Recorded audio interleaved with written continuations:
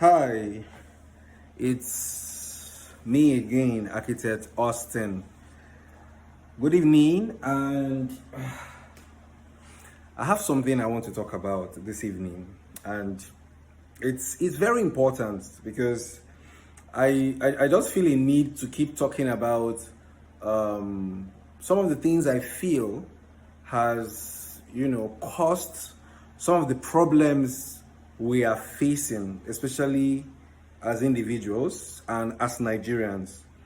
So now I will be speaking a lot more on. I'll be touching so many areas, but in summary, I will be speaking on morals and boundaries and some of the reasons why I feel that there has been a gap and issues because of some of the things I see every day or some of the things I experience, and I sit back and I think, what really happened?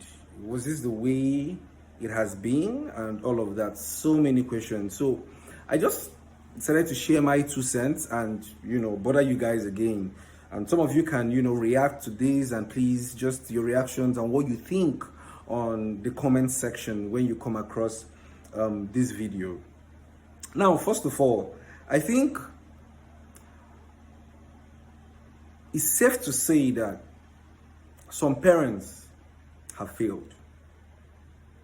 I know there's a saying that goes that you can train a child, and it gets to a point that child can start, retraining himself again by, you start seeing changes. Sometimes it might not be your fault, you understand, but I'm speaking on these parents that have actually failed.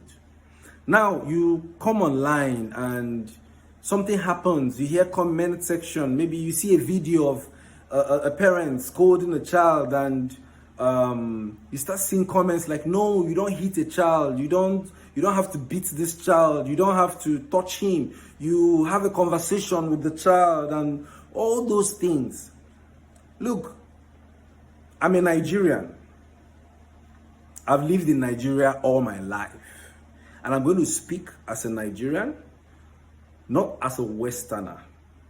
And the high time we understand that we are Africans, and there are things that has right from time. This is how it works for us.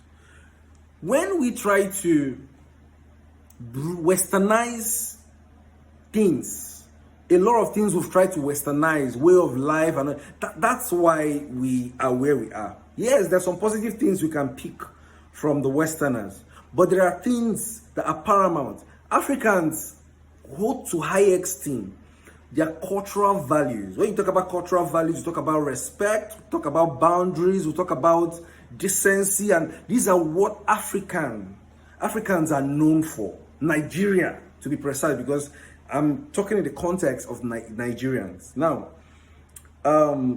there are so many styles of parenting, right? But I will just mention about 4 or 5.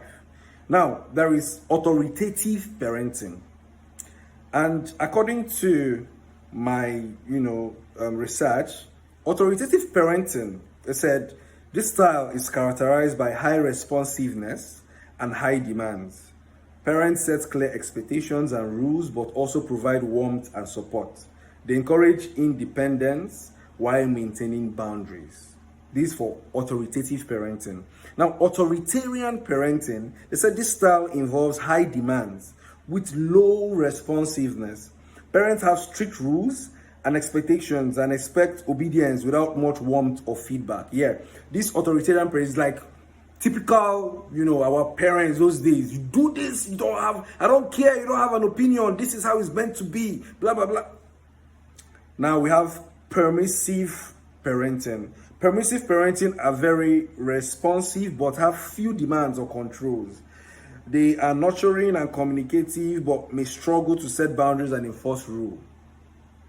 And the 4th one is uninvolved parenting. It's already explanatory. They said this style is characterized by low demands and low responsiveness.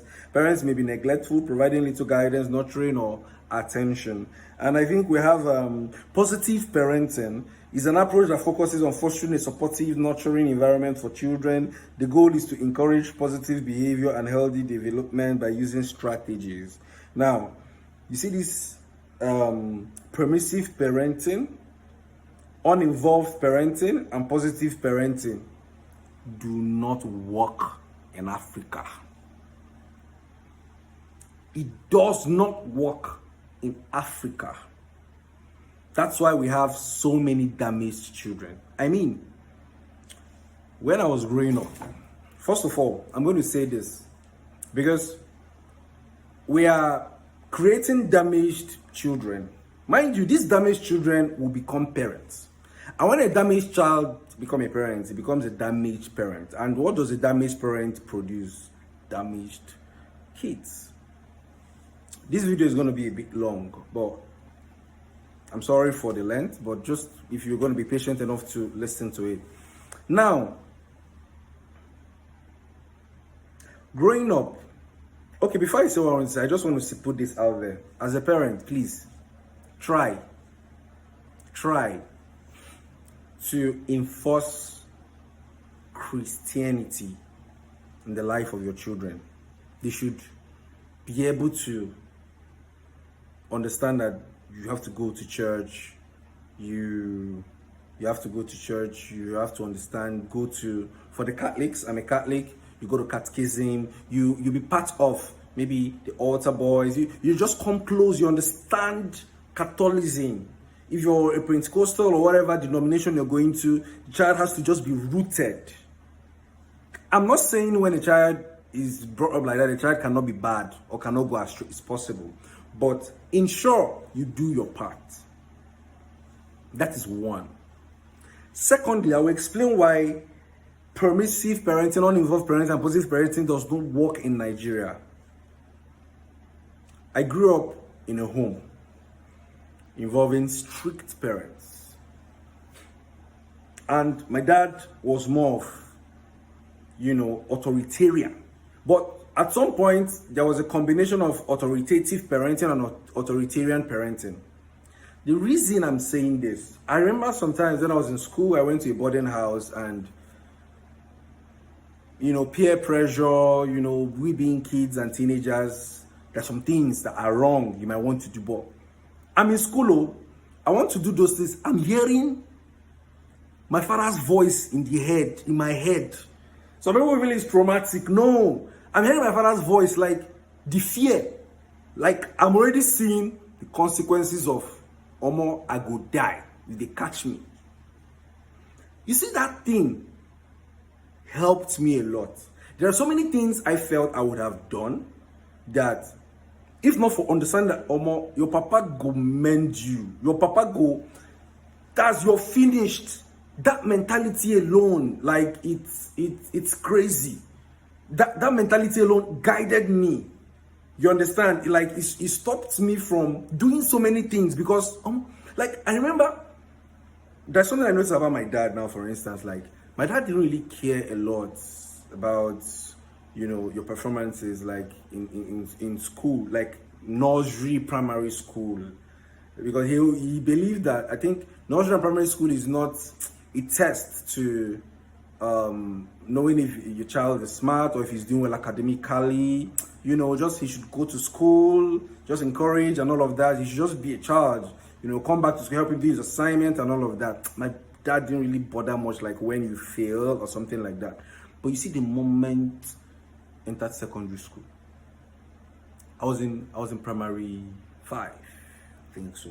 My senior brother, if you see this video now, well, no extra.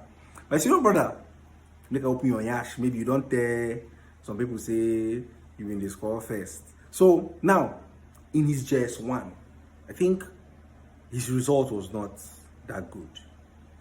So I remember that day, came back. Then parents are the ones that go to pick up their kids' results. Like Yeah, like whether you're in Port Harcourt or you're in Anambra or wherever, there's always a PTA state, they're representing that state. So they send the result there. So the parents go and attend the meeting and collect your child results. So your dad, the day that your dad is going to see or collect your results, you're already waiting.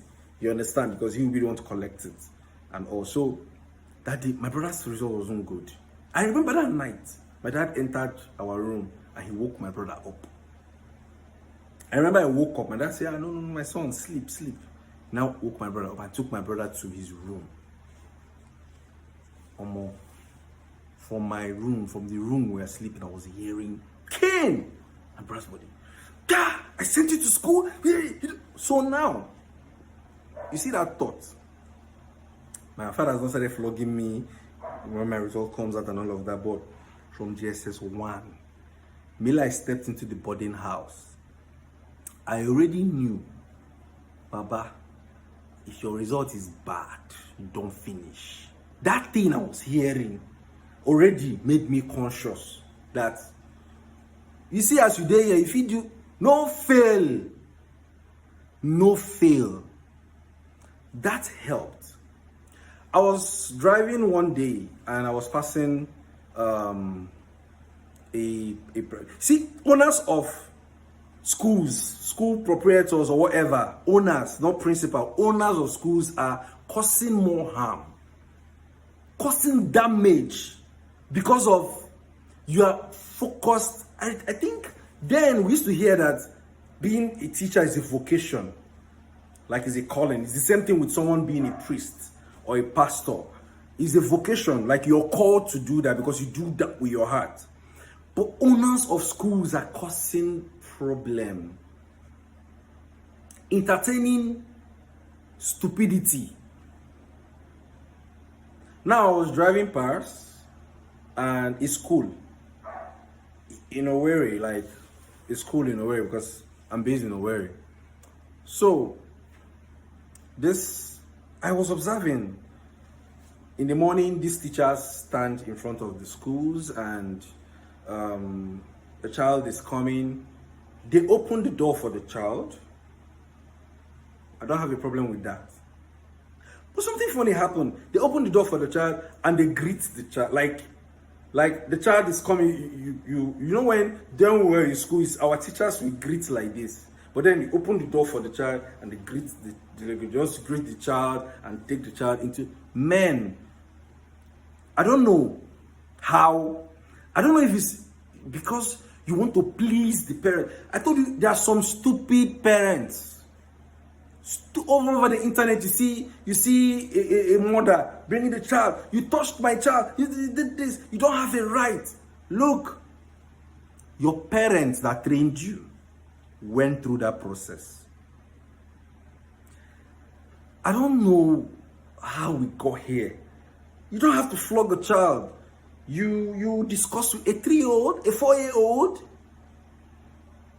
There are events that happen growing up where those days you can have a first daughter or a first son. He's 9 years old and you can have kids 2 years, 3 years in the house.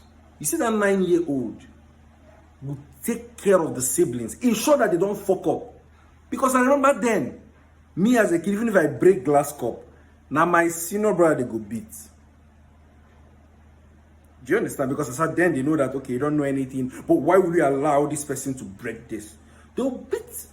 You want to not get to an age, my younger one do some, they go beat me. Now, then, it feels like you cry and all of that. But the truth is that looking now, those things made you who you are, shaped you into becoming some neglect. That's why a girl child, unfortunately in Nigeria, women tend to be the vulnerable. That's why something happens on the internet, you hear comments like, the man is married, so why did he go and pursue? Why did he have to cheat on his wife to go and pursue a younger girl?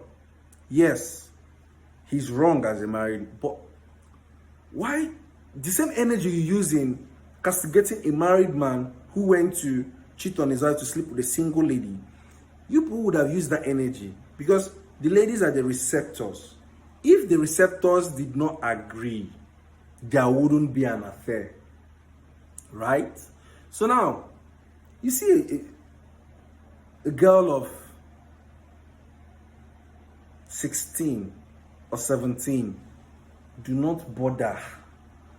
You don't see anything wrong with sleeping with a married man. Now, back to why I said, please, train, let your child at least know God and understand things. As a Catholic, I already knew that, no matter how beautiful a Reverend Sister is, your eye cannot go there. As a girl, no matter how handsome a priest is, it's not a place. You run. Even when the priest is pursuing you, you run. Yes, there are corruptions everywhere. We have bad priests, and bad men of God that take advantage of. But now it boils down to parenting. Now, yes, in as much as you might feel communication works more, there are phases. It gets to an age. You get to an age and your parents start having more of conversations with you because you're now becoming an adult. But you don't start from childhood. Yeah, you instill confidence, independence in the child, strict rule. You spank him when it's needed. It becomes reasonable. But you come and be patronizing the child. Yeah, mama will get angry for this. You don't have to do this. Blah, blah, blah. He grows with that. And then he feels, when I say I'm sorry for fucking up, he corrects everything. That's why the child can even go and mess around, get pregnant. Mommy, I'm sorry. You've not been able to establish what is a no. You don't. Then they threaten you, they could disown you. That thing helped. Like, it really helped. But because you are positive parenting, Abi, or permissive parenting, what they call it, you indulge, then the girl doesn't, my mother's the highest, my father would. There is no fear syndrome. That fear syndrome needs to be there. You need to understand that you are an ambassador of your family and you can't fail it. Even when you want to mess up, because you're human, you can be stupid. And that fear syndrome comes back, keep you in check when your parents are not there, when you're far away. I remember when I was no longer staying in the parent, I was far away. And my mom would call me every Sunday to find out if I went to church. Do you know that sometimes I don't feel like going to church? But because I know my mom will call. And the moment you say no, you don't want to lie. The moment you say no, you're not going to, she start talking. Start telling you how you need God in your life. Because of that, I don't need that stress. I'm all my parents. But then, because I know that when I was in the house, I dare not miss church. You must go to church on Sunday. So, that's it. They know, this man will call me, shit. Oh, God, I know I'll go church. These are part of the events, highlights that is necessary. It doesn't matter if your child wants it or not. It has to be there. That's why we have lots of damaged kids, damaged children, and that's what is taking us to where we are. We have stupid parents that do not care. Your child, the other day I was speaking with a friend who works in a school, a secondary school. The woman dropped off your daughter. You understood that your daughter was indecently dressed. Her up button, secondary school, her up button was open and all of that. She came to school and they tried to caution her that you can't dress like this, dress properly, button up and all of this. And the daughter went to complain to the as shameful as you are, you came to the school to fight. Why would you do that? Man, what kind of... Yes, I know there should be boundaries. Yeah, there are teachers in the past who've heard things about someone who is just wicked and all of that. Yes, there should be check and balance. But I don't think you should spare the rod. Nothing. That idea of don't use the rod. Man, I don't agree. You have to use the rod. That's why we no longer have boundaries. A lot of young ladies now just they don't feel anything. They don't care. They don't like feel anything. That man is married. No care. If I tell you, if men, if 100 men are cheating on their wives, 85% are cheating with single ladies.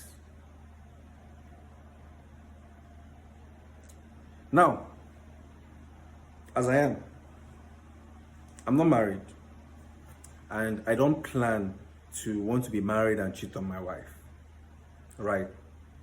But then, as a young guy, I already understand that the moment a woman is wedded in church, she's a no-go area. You dare not try that. Not just because it's wrong, but because spiritually, it's a curse. And karma and nemesis is real. What do you think happens? Do you think you're going to have your own easy? Like, we keep recycling this thing generation to generation. Men are cheating, men are sleeping around. Most of the women fighting in their marriages today. My husband is sleeping around, blah, blah, blah. Most of them. When you check well, you did the same thing. You can't have yours easy. You dare not have yours easy. You understand? And psychologically, you damage this young girl. Because a girl of 18, 19, 20, you're a man, 45, you well established, and you give this girl the kind of luxury or comfort that she's not yet supposed to experience. You will never marry her, meaning you're going to leave her damaged. She would never fit in any relationship because she is going to be using that nasty relationship as a measuring tool. Because the way she was treated is the same way she expects now her ideal relationship to be treated, which is never the same. When a man is having fun, right? He's never himself. That's just the truth. He would be perfect. And no man is perfect. He's going to treat you good. He's not going to fight with you. He's going to treat you like a gold and everything. But that's not him. Do you understand? And that's what you're now exposed to, and it damages you. You try your first relationship, it doesn't work. Try a second relationship, you resort to that's why you hear statements on the internet like married men are the best. That's damage. And some of these root causes are our parents. It's crazy. It's really crazy. It's scary. We are in a world where there are no longer boundaries. Things are just going the way it wants. Nobody cares anymore. Nobody cares. Nobody just, man. The funny thing is that this internet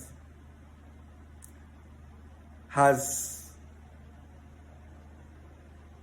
become so dear in people's life that whatever is the internet's opinion becomes their, what I call it, influence, or what they copy, or what they see as, yes, people are saying that this is not right, so it shouldn't be right. People are saying, no, you don't have to spank a child, so no, I can't spank a child. We are so focused on the internet that we lose our sense of reasoning. We lose our sense of reasoning. And that's why everywhere is fucked up. We have damaged children, and we keep having damaged parents. And these damaged parents keep producing damaged children. And the fact that we are Nigerians, it will always tell. Because we can never be the Europeans, the Westerners. We can't be that. You understand?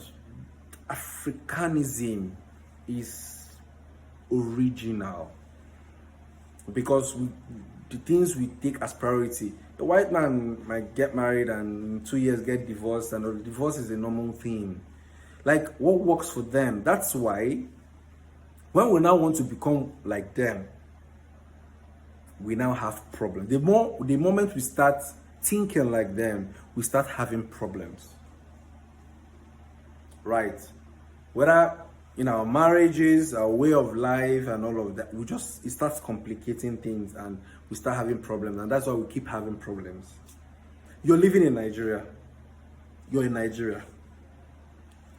Normally, when you go to the UK, or because of the system there, things change. Yeah, you have to adapt some things because you're now in another environment, but you're living in Nigeria.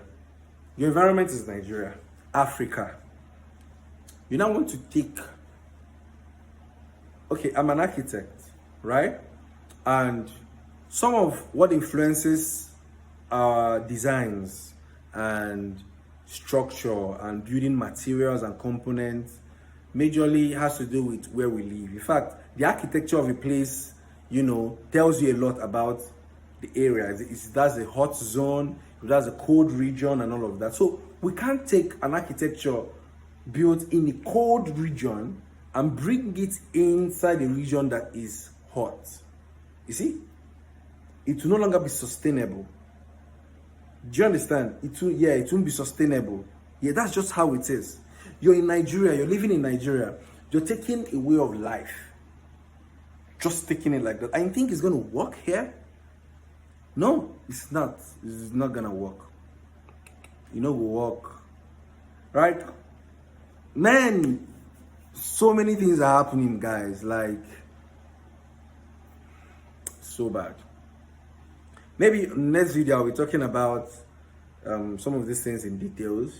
How this parenting has actually affected a lot of us, and that's why this is a root cause, and it has so many branches. It has entered so many.